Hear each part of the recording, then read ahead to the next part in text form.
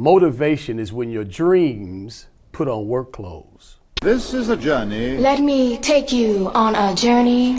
There will still be The journey. The journey. New sheriff in town, and his name is The journey. Journey. This thing is bigger than Nino Brown. This is The journey. The journey. What is it that moved you? The journey. The journey. The journey. The journey. The journey. Welcome back to another edition of The Journey.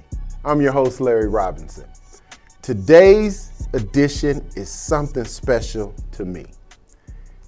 I'll get into why a little bit later. But first, let us get into our quote. Throughout this journey of life, we meet many people along the way. Each one has a purpose in our life. No one we meet is by coincidence. That was by Mimi Novick, music artist. Listen, today we have Stan Bell. Straight out of North Memphis, 30 plus years in radio. Educator, entrepreneur, Marconi Award winner. That's for broadcast excellence. More important than all of that, he's a father, a husband, and a devout Christian.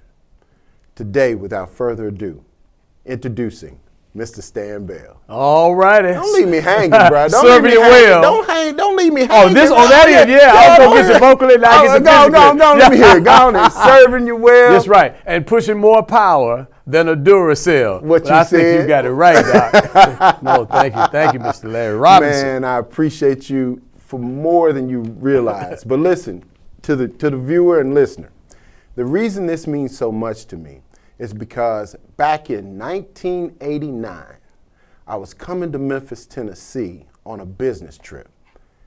The guy that was driving turned on 97, K97 it was. And all I could hear was this guy that was rapping and talking about get the FM out. That's the only thing I needed, because I love radio, and this brother made a connection with me that lasted all the way after college, ending up in 1996, came to Memphis, Tennessee, because of this gentleman here. Wow. Stan Bell. I got two kids that are Memphians because of you, brother. Just call me Uncle Stan. That's Uncle Stan. There we go. It used to be Luther Vandross would take credit for all that, making the babies and all that kind of stuff, and the Barry Whites of the world. But I'll be Uncle Stan. All right, yeah, Uncle man, Stan. Well, listen. Let's get into the rapid fire section. Yeah. Tell me about your community when you grew up. You know, where you grew up, and tell me about that community. Man, I guess it all started in North Memphis, as you said, 38107 zip code, of course. Okay. And 38108, all of that is North Memphis. I grew up in the Hyde Park area of Memphis University. My address was 1922 Edward Avenue. Okay. Right there in the heart of North Memphis. And what an experience. Well, hold on, we ain't gonna get into that part. We're gonna get to you telling the story. Right. But I want to know, who outside of your parents had the most influence on Stan Bell? Wow. You know what? The village. Okay. But namely, as I got toward my fondness of broadcasting and radio and music. Right. My next door neighbor, they were twins, Ronald and Donald Frice, and I used to hear them playing 45 records. Uh-huh. You know, I would go over there and, kind of kick it with them. My mother would let me go next door, Dad would let me go next door. And they were playing 45 records. I was like, but my parents would let me buy the secular, if you would. Right. You going back to your devout Christian thing. Right. But it was great going over there, and I got exposed to that kind of music. I remember vividly the Jackson 5, The Love You Saved. Okay. So I'd go over there and listen to I Want You Back, and then I was like, man, how can I be down? I love this sound, I love music. And then, but namely, a man by the name of Herb the K. Nealon, who was one of the popular radio jocks at WDIA at the time when I was coming up as a teenager. Okay. What decision did you make as a young person that ended up having a lifelong impact in hindsight? Well, the decision to really go after this broadcasting bug that I was bit by. Really? And knowing that my parents really didn't want me to go into that. My mother used to call it bumpity bump or honky tonk music, that kind of thing, wow. And so it was kind of like I was taking a risk. I was going, not really disobedient, but I knew I was going to be in for, like, okay, you sure you want to go into this, or we don't. When really did you do that When did you make here. that decision? That was about I was about 14 years old. About 14, you 14. decided you were going to go in the radio. 14, ninth grader. And to be honest, it was really before that. I didn't know about going into radio, but I just, that music thing kicked in for me. My dad used to have like barbecues in the backyard, and he would invite some of his masonry brothers over there. You know, at the time I didn't know what was going on, but saw a lot of guys over there, and they would be playing music in the background. He hooked up a stereo system to be played outside. Well, hold on, we're going to hold on. Hold on. I know you want to tell it, but we're going to tell that in the second half. But how different are you from the dreams of your childhood? You know, because I dreamt I was going to be in the NBA. Wow. I also dreamt I was going to be about 6'8". Yeah. I feel a little short. 5 inches. Yeah, So, 6'3", not bad. Yeah, you know, I'll take it. I'll take it. Point guard, you can do it. Look, but you know what? I've often said this, and this is one of my quotes, and I noticed you start off the show with a quote which I think is remarkable, incredible. One of my favorite quotes: motivation is when your dreams put on work clothes. All right. Say that again now. Say that motivation again. Motivation is when your dreams put on work clothes. You got to suit up and know you want to go get it. Right. So my motivation was my next door neighbor, Herb Nealon. Right. And then just knowing, believe it or not, my Sunday school teacher was Nat D. Williams. History professor. Hold on. Hold on. All right. Okay, so when did you know you were going to be okay? When did you know that Stan Bell could take care of himself and so on and so on? Okay, well, once I got the green lights from my mom, it said it was going to be okay. And I thank my dad for giving me the okay to go into what we would call the secular realm. Okay. But I never forgot my roots, you know, in the church and all that. And then Natty Williams, my Sunday school teacher, you know, and that kind of thing. But I knew I was going to be okay. Once I got the permission, so to speak, from my parents, then I could pursue. I could pursue this dream. Because my motivation, as we talked about, my motivation were the people who were around me. And then once I got the support, that was good. Stan, what's your why? Why you get up every day? Because of the motivating factor. Now I know I have to get up because I have 3 sons. Right. You know, and they're watching every move. Right. You know, they're watching, and I know I've got to provide. Right. So, you know, I never would have dreamed, you know, that I would have 3 sons, you know, like that. Or, you know, my mind wasn't, when I was into this passion, I wasn't thinking about family and all that. I was just kind of thinking about how can I make my niche in this world. We got 1,000 radio folks. We got more than that actually, but we got a lot of folk. But how can I be different? How can I be unique? Right. So that's my why, because I knew I wanted to get into radio. Okay. And so I said, if I'm gonna get into it, I want to be one of the best. Okay. Well, the great Stan Bell. When did you realize that you were a black man? Wow. Okay. Hold on for a second. Hold on. Listen, we're gonna come back with more from Mr. Stan Bell. You're listening to and you're looking at The Journey on the KUDZUKIAN Network. We'll be right back after this. KUDZUKIAN.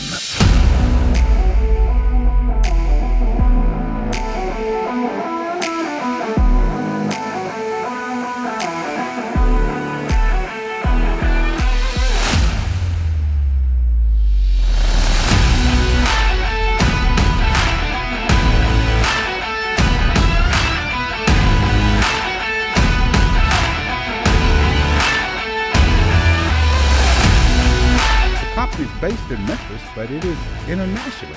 A new building, an expanded team, new equipment, a new studio, all inside of 7 years. The resources that we were able to utilize with KUDZUKIAN and their team has been incredible. And our partners at KUDZUKIAN has been a large part of our success. One, it's black owned. So we get to tell our own stories in our own way. I'm so proud of the founder, Larry Robinson, and his entire family and all of the team here at KUDZUKIAN. We are so proud of their progress that they've made here in Memphis. With social media and the technology we have today, the world is listening.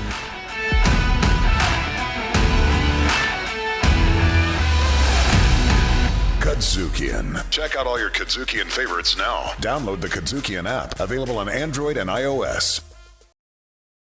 Welcome back to The Journey on the KUDZUKIAN Network. As I said, we have the great Stan Bell today. And Stan was about to share with us the moment that he realized he was a brother. Oh yeah.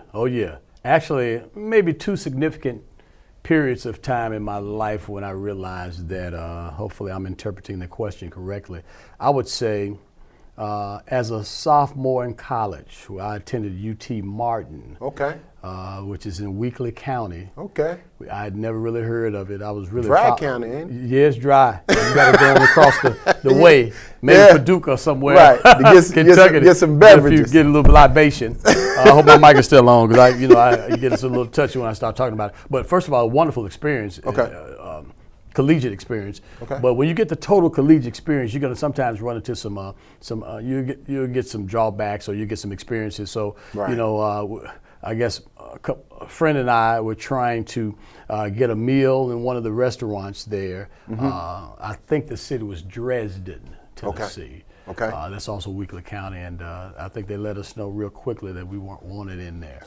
A small restaurant, kind of a we would say a hole in the wall, but not to that effect. But it was a small. But we learned real quickly when we tried to order some food and try to order some beverage that our kind was not really welcome there. Wow. And I couldn't, I'd never had experience like that before. Even in my college days. So that was one of them. So I went back immediately. I went back to the fraternity house.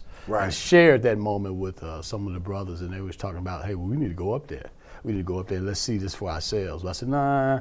There was another brother that was with me, so he experienced, so we shared it with him. So that was like one of the moments. And another moment was once I had graduated and much older, if I can call cities. Olive Branch, Mississippi, a good place called Olive Branch. Right. I was pulled over after coming from a concert that was in, I guess, Robinsonville or Tunica, one of those areas there. I guess, it had to be. Right. And I was swerving, I was moving lane to lane supposedly, and then so I got the lights on me, and the police pulled me over and stopped me. Actually, they followed me for a while, so I got to Olive Branch. So it might have been, they probably were watching since South Haven all the way to Olive Branch. So I knew then when they pulled me over, this wasn't gonna be good. Right. So it's just stay where you are. Then they searched my vehicle, and I had no control. It was just go in your glove compartment and that kind of stuff. Open your trunk, boom, boom, boom, all that good stuff. Wow. But I just learned from those.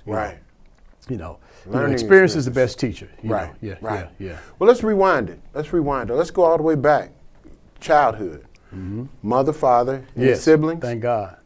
I do have an older sister. Okay. Older sister, about 3.5 years older than me. Okay. And she was one of the reasons why I went to UT Martin, the college where I attended, because I didn't know a whole lot about colleges and stuff. I was just kind of tagging along because she was like, she came back with all these good stories about college life. I said, oh, how can I be down? So I was just an average student, maybe a C+ kind of guy, Okay. So I said, look, let me follow her there, and at least I'll be going to school, that kind of thing. So she was a big influence, and that kind of thing. So, but it just started early for me. How was the relationship growing up with your big sister?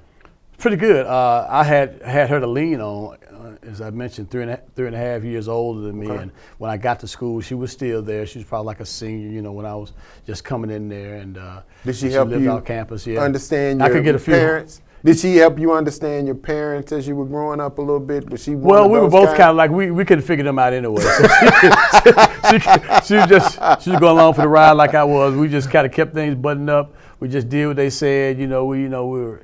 Thank God, two-parent household. And she was there for me, Of course, she learned how to drive first, of course, so she would take me different places and stuff like that. You told me that you had the Fearsome brothers, Friesen brothers, yes. Donald and Ronald. That's correct. Corporate giants. They've done amazing things with their lives, and hopefully we can bring them into the journey one of these days. But no doubt. What kind of influence did they have being next door neighbors? Mega influence, Larry. I'm just honored, thrilled that I had that experience to grow up next door. Actually, next door neighbor, immediate. Right. Walk outside and there they are, right there. But I watched them. I'm gonna tell you to the point where Don was influential to me. He was a drummer. I played drums in the band. I got a chance to play snare, and Don was. I followed his lead. Don was like the lead snare and that kind of thing. We shot ball in their backyard. What school? It was Northside High. But of course, we went all the way Snowden. But we went to junior high on up, you know, that kind of thing, elementary all the way up. Okay. And Don, you know, you just have to know them to tell them apart because they are identical twins. So Ronald and Don, they did everything together, dressed alike. I mean, the whole nine. Okay. So Don was one of my musical influences, and Ronald was, we'd always, it wasn't a joke, but the saying was that Don was heralded as silly, and Ron was heralded as the serious twin, silly and serious. So, but both of them, man, incredible guys. I could just see success all over them. Going back to that childhood. When give us a fond memory. Give me one of those times where you look back and it brings a smile to your face even today. I won the spelling bee in the 6th grade. Again, thanks to Ronald Freisen, we're a year apart, right? Right. So he won the year prior. He won the spelling bee. I was like, man, and I was in the audience. I said, man, it's my next door neighbor, man. Won the spelling bee. I can do this. So I had a year to kind of, brush up on, on the syntax and the words, man, and all the big words, go through Webster and have it ready. Okay. And man, I won the next year. Okay. And I don't know if I ever told Ron that was a pivotal moment. Okay. To be in front of that big live audience and call those words out. But in the back of my mind, I got to make him proud. But if you know Stan Bell, you know that you have a way with words. You, have really been able to use words to impact so many lives in the school system. Bless you. So going back to that time period, man, not so fond memory. Something that you wish you could either erase or leave back there. Man, I've got a few of those. Okay. Good, bad, and different. Not so fond. Well, when you're in the school system for a long period of time, in the classroom, you're gonna run up against a lot of personality students, that kind of thing. And I remember one student disrupted my classroom while I was giving a final exam. Okay.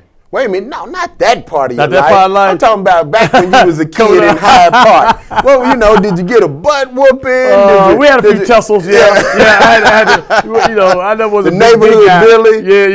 I had a little bit. Well, I had a guy would test you. The guy would test you coming home from school. Now that was probably about, I would say that would be coming from Hyde Park Elementary, which is now I think a U.S. Postal office there on Tunica. I think it's still up there. I'm not sure, but on Tunica Street.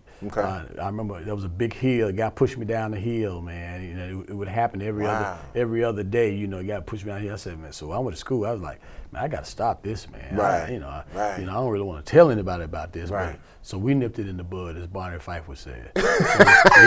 So when he tried it again, sound like the baby bell ringer, it came out. And I said, look, we can't have this. So we would tell. So I was glad we got that out of the way, because back then, it was a different kind of settling up. I understand. So going into high school, what do you remember about high school? What do you remember about Northside? Man, becoming a WDIA teenage reporter.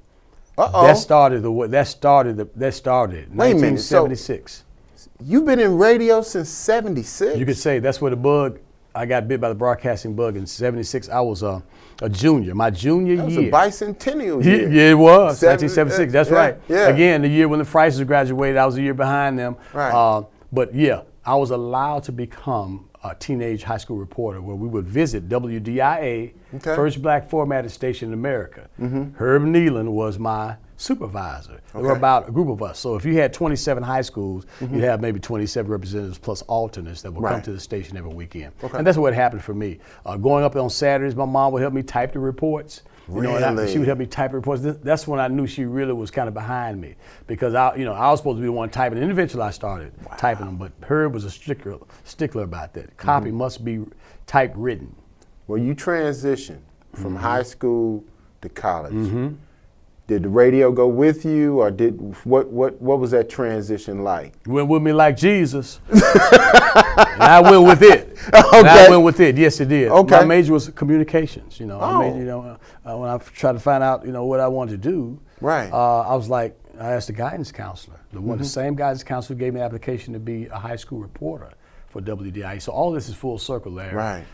And she said, well, communication might need to be your major. If you love radio, you love television, you love production, you love broadcasting, all of that, and you've done it already, so why not? So that's invaluable. Yeah, it is. To have that support from a guidance counselor to say, nah, you on the right track. Yeah. Much love to all the professional school counselors. To get that one in there. So what role has Memphis played in your development as a successful radio personality? Oh, man.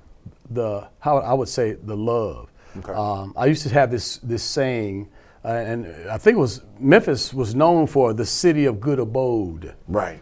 So I embraced it when I got on the air. I said, let's start singing. Why don't I start singing that in my intros when I sign on or sign off, or when I welcome. For instance, if you were listening, like you said, you and your friend were coming into Memphis and you listen to the radio, and I'm like this, I want to have something where they can remember the city in a positive way. Right. So when I heard someone say that, I don't take credit for that saying, the city of good abode, but I said I can at least echo that.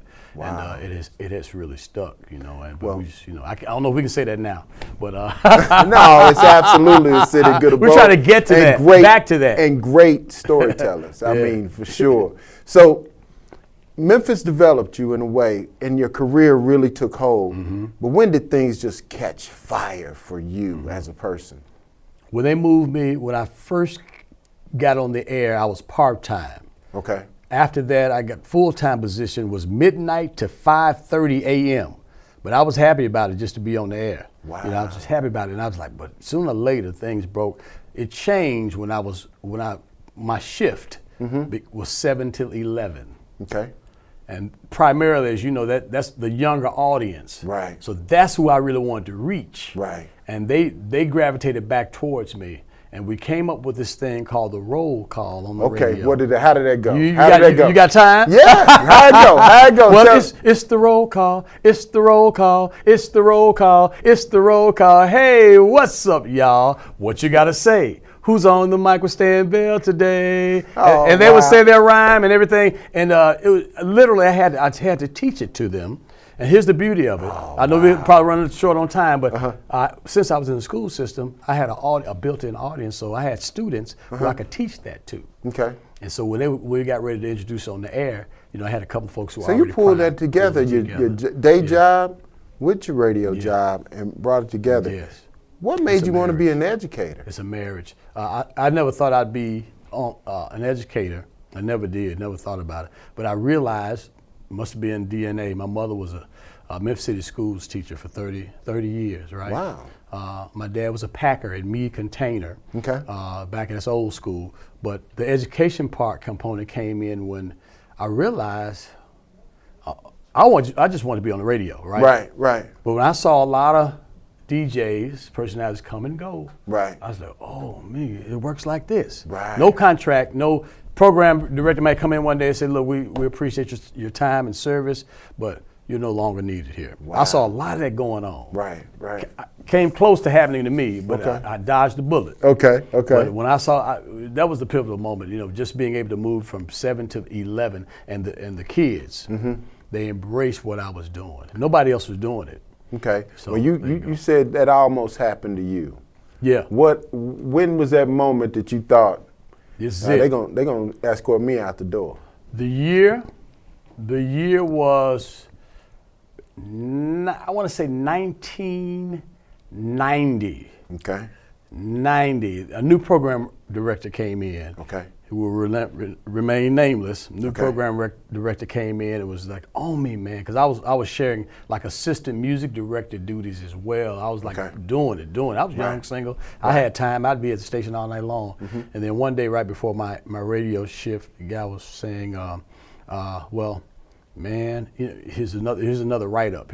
Something about, he didn't agree about some things that I did on the air. And so, if you get so many of those, you can almost know you can kind of see the handwriting on the wall, some other things like that. Or you played a song out of place. So that's what really made me say, you know what, I got to do something different. I need a plan B, plan C. Right. And I don't mean that lightly, like, okay, I'm going to fall back on education, but I did have a degree. Okay. So I went back to get teacher certification. Right. But it just so happened that God was in the details, not the devil, but God was in the details that I could do both. What's your greatest career success? To have great ratings, on the air to be able to do both, as you mentioned, to be, because that's a rarity, I think, to be able to get up in the morning, be ready for school, and then you get out, and then, you can go do your evening thing, which you really love. I love both of them, but obviously radio has opened the doors. Is there any regrets, anything that you would do differently based on what you know now? Well, I tossed and turned, Larry, on the decision that not to go to Atlanta when the opportunity presented itself. And I still think about it sometimes. I tossed and turned, prayed about it, talked to my wife about it, because it was in 1996 when I got the offer to do afternoon drive. Those who might not know, that's 2 to 6 prime time, people on their way home in the traffic. So it's a great time slot. And a former general manager at the station in Memphis remembered that my goal was to work in a major market. So when he got the position as general manager in Atlanta, he said, "Well, guess what? Send me a tape. Come on, and we think about auditioning you."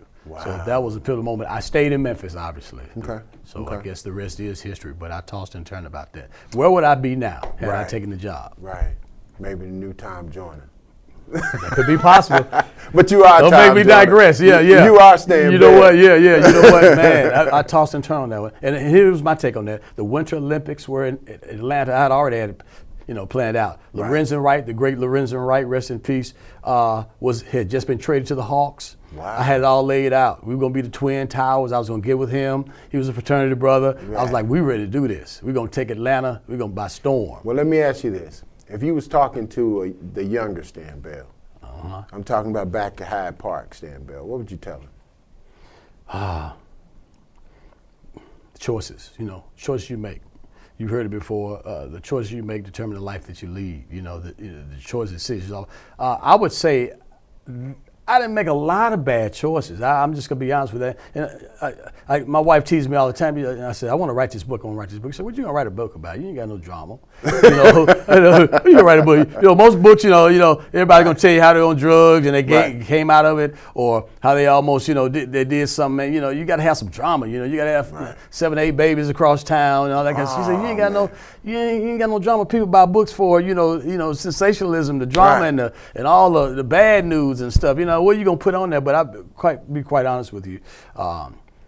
There's been not a lot of negative. I just thank God. I'm not gloating, but there's not been a lot. Well, listen, we're about to finish this up. But I want you to look in that camera right there. That one. And talk to some of those former students of yours and some of the current students of yours, and really share with them a Stanism. If you can. Find that job that you love to do and you really never work a day in your life. The Bible says in Ecclesiastes 2:10, for my heart rejoiceth in all my labor. For my heart rejoices. In other words, that means you find something that you love to do. You really never work a day in your life. That's why I get the question oftentimes, man, how do you do it, man? When do you go to sleep, man? How are you doing this, man? This in the morning, afternoon, how you speaking here? But see, when it's in you to do that, and once you're motivated, and I've already, said this to my former students, when I was in the classroom now.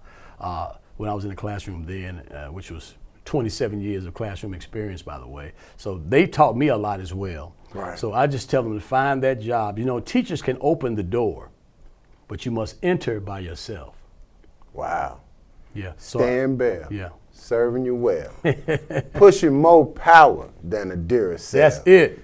Brought me to Memphis because it was the most amazing radio I had ever heard. And since then, wife, 2 additional children, and Memphis is home for me. Thank you, Brother Stan. Thank you, sir. No, thank you. I appreciate you. Mr. Rob, here's to you, Mr. Robinson. Heaven must have. Listen, thank you for joining us on another edition of The Journey. I'm your host, Larry Robinson. For my guest, Mr. Stan Bell, thank you. And please, don't forget, come back. The Journey on the KUDZUKIAN Network. To hear more incredible stories like this, be sure to download the KUDZUKIAN app from the App Store or Google Play, or check out the Journey Memphis podcast on all your major podcast providers. Also, check us out on the KUDZUKIAN Network.